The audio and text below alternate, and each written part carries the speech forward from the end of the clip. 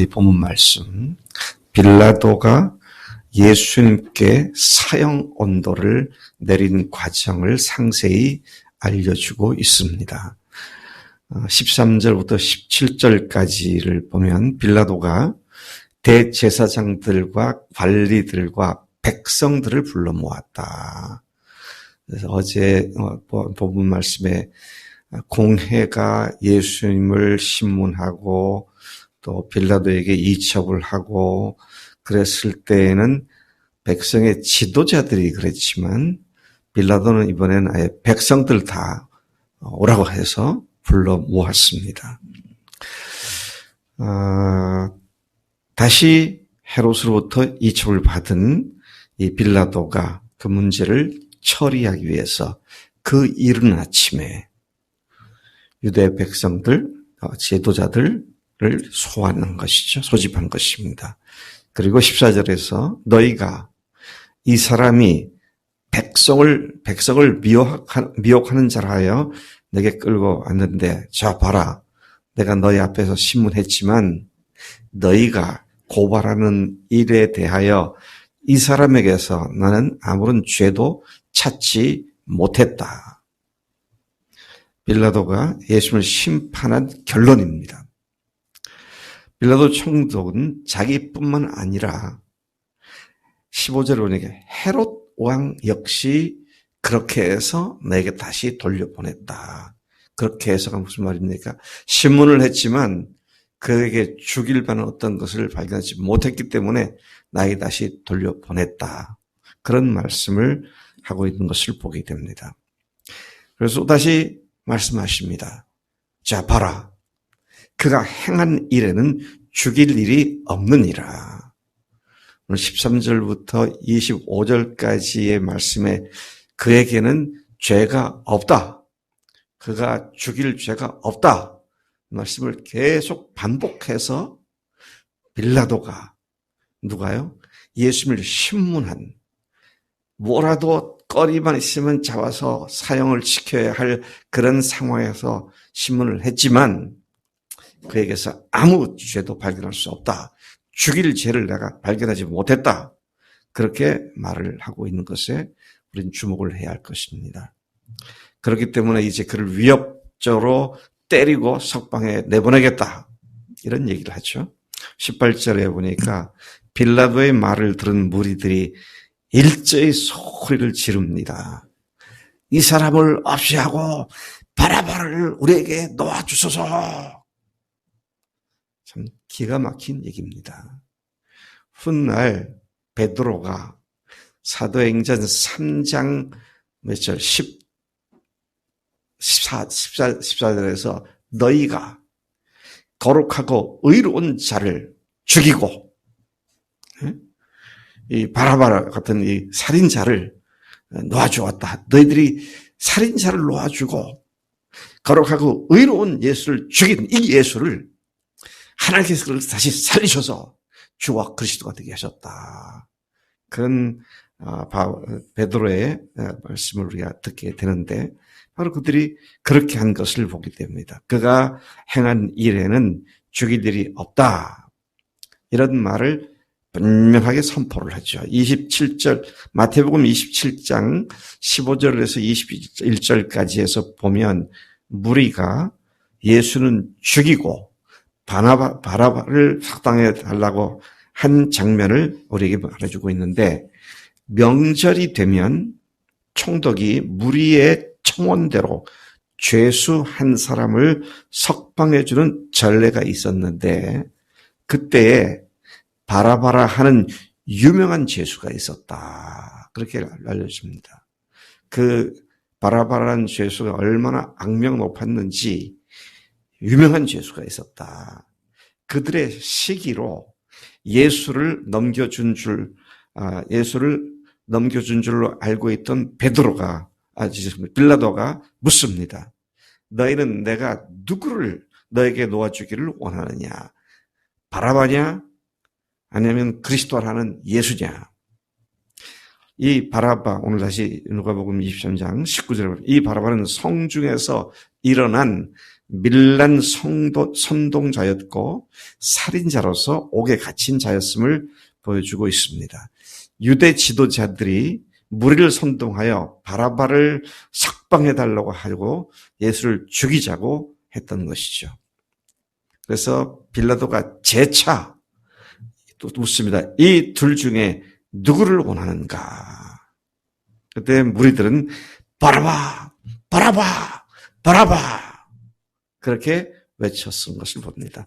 20절에 보니까 빌라도는 예수를 석방시키려고 했습니다. 아무리 생각해도 이 사람은 의롭고 무지한 사람인데 자기가 그런 사람을 죽인다는 게 도저히 자기 양심에 거리낌이 되기 때문에 석방을 시키려고 다시 그들에게 묻습니다. 다시 그들에게 물었지만 이성을 잃어버린 무리들은 21절에 그를 십자가에 못 박게 하소서, 십자가에 못 박게 하소서. 제가 옛날에 봤던 이 영화, 예수라는 영화에서 보면 그들이 크게 무리들이 합창을 하더라고요. Crucify, crucify, crucify. 십자가에 못 박으소서, 십자가에 못 박으소서. 22절 보니까 빌라도는 세 번째 말하기를, 그날 아침에 백성들 모아놓고 세 번째 말을 했는데 이 사람이 무슨 악한 일을 했느냐? 나는 그에게서 죽일 죄를 찾지 못하였나니 때려서 석방시키겠다. 아니, 재판관이 세 번씩이나 이 사람은 죄 없다면 석방시켜야죠. 근데 계속 묻잖아요. 왜? 백성들의 요청이 워낙 거세니까 거기에 그냥 기가 죽어버린 거예요. 이 빌라도의 문제가 바로 여기 있었던 것이죠. 그래서 저는 오늘 아침에 어제 이 말씀을 묵상하면서 빌라도를 참 많이 묵상해 봤어요. 마태복음에 보면 그의 아내가 와서 빌라도를 찾아와가지고 자기 남편에게 여보, 저 의로운 사람에 대하여 당신이 관여치 마세요. 저 의로운 사람, 빌라도의 아내조차도 그러더라고요. 어제 첫 번째 빌라도가 예수님을 딱 신문했을 때, 오늘 볼 말씀 말고요. 그 전에 처음 신문했을 때, 나는 그의 죄를 발견하지 못했다. 그 말까지 포함하면 여기 세 번째가 아니라 다섯 번째 이 말을 하고 있는 겁니다. 한 사람이요. 자기 아내도 그렇게 말하고 있고 헤롯도 그렇게 말을 해서 돌려보냈습니다. 자, 이러면 책임과 권한이 주어진 그 사람이 마땅히 뭘 어떻게 할지가 뻔한 거 아닙니까? 참 개인적인 우유부단함도 문제가 되지만 공인이 책임과 권한을 갖고 있는 사람이 잘못 선택을 할 때에 그 결과가 얼마나 무서운 것인지 오늘 성경 말씀은 그것을 우리에게 경고하는 말씀으로 말씀하고 있는 것이죠. 23절이 그들이 큰 소리로 재촉하여 십자가에 못 박기를 구하니 그들의 소리가 이긴지라. 자신이 알고 확인하고 무죄함을 선언했음에도 불구하고 그는 결국 무리들의 아우성에 무너지고 말았던 것이죠.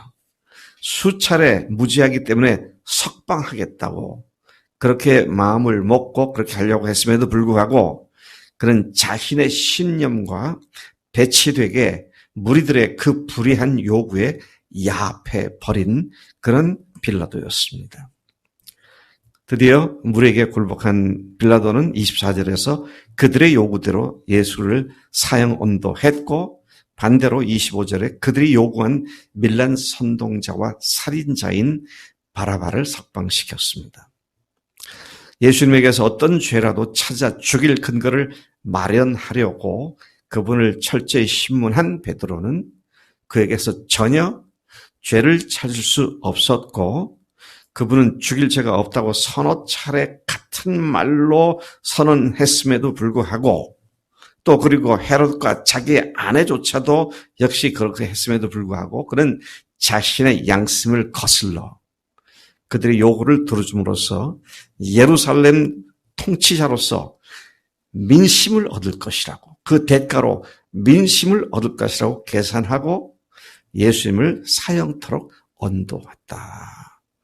민심을 얻으려는 것과 예수님의 목숨을 맞바꾼 비겁한 빌라도의 모습을 우리가 여기서 보는 것입니다. 그에게서 자기가 주인된 죄악된 인간의 전형적인 모습을 보게 됩니다. 이건 빌라도 혼자의 문제가 아니라 우리 모두의 문제이기도 하죠. 자, 여러분, 제가 오늘 이 말씀을 이제 마치기에 앞서서 빌라도가 그 후에 어떻게 됐는가, 어떤 결과로 그의 생애가 마감됐는가, 지금 자료를 찾아보았습니다. 이 일이 있고 나서 10년 후에, 이 일이 나고서 10년 후에 그는 자살을 합니다. 근데 조금 더 일찍보다는 8, 9년 후에라고 말할 수 있습니다. 정확하게 10년 딱 못 바뀔 수 없는데 10년 그 전에, 10년 후 되기 전에 그렇게 자살을 하게 되죠. 민심을 얻었으면 오랫동안 그 자리에 있어야 하는데, 근데 불과 몇 년 후에 그는 중대한 죄를 짓습니다. 무슨 죄를 지었느냐 하면 유대인들을 대량 학살시키는 그런 학살한 폭거로 말미암아 총독직에서 해임을 당합니다. 그리고 그 뒤에는 황제로부터 사형 언도를 받습니다. 그리고 스스로 목숨을 끊어버린 것이죠. 그것이 예수님께 사형 언도를 내린 지 10년도 채 되지 않는 짧은 시간 안에 그런 민심을 얻은 결과가 그렇게 끝이 나고 만 것입니다. 그것뿐입니까? 온 인류 역사 가운데 심지어 가롯 유다보다도 자주 저주의 이름으로 2000년 동안 사람들 입에 오르내린 사람이 바로 이 빌라도입니다. 우리 침례교회에서는 사도신경을 외우지 않습니다만은 장로교, 감리교, 로마 카톨릭 이런 데서 사도신경을 외우잖아요. 근데 거기에 누가 예수님을 죽였다고 나옵니까? 본디오 빌라도에게 고난을 받아서 십자가에 못 박혀 죽으시고 장사한 지 사흘 만에 죽은 자 가운데서 다시 살아나서, 이야, 참 사도신경이 교묘합니다. 네. 예수님을 죽인 장 본인이 누구예요? 실제로 죽인 본인이 누구예요? 유대인들입니다. 유대인들 쏙 빠져버리고 그들에게 이용당한 빌라도가 2000년간 저주의 대명사로 그 이름이 불려져 왔다. 여러분, 너무 빌라도가 안 됐어요. 네. 비겁한 행동 때문에 그렇게 2000년간 저주거리가 되었었구나. 오늘 우리가 이런 일을 생각하면 참 주님 앞에서 아니다, 이건 잘못된 거다라고 할 때 그걸 깔아뭉개고 양심을 깔아뭉개고 죄를 짓는 것이 얼마나 무서운 것인가. 참 우리가 정신을 똑바로 차려야겠다. 내일이면 예수님께서 십자가에 처형을 당하십니다. 피를 흘리신 날이시죠.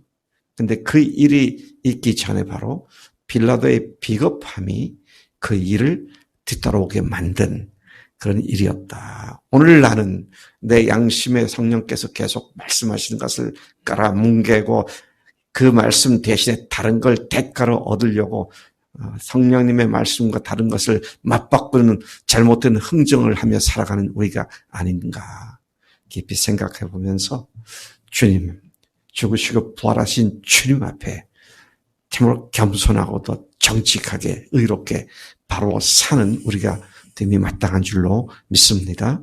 하나님 아버지, 이 아침 저희들에게 빌라도의 비겁한 행동, 민심을 얻고 사람들에게 잘 보이려는, 그래서 자기에게 유익할 거라고 생각했던, 자기가 주인 되어 계산한 그의 모습이 어쩌면 우리에게도 동일한 모습인 것을 저희들이 깨닫게 됩니다.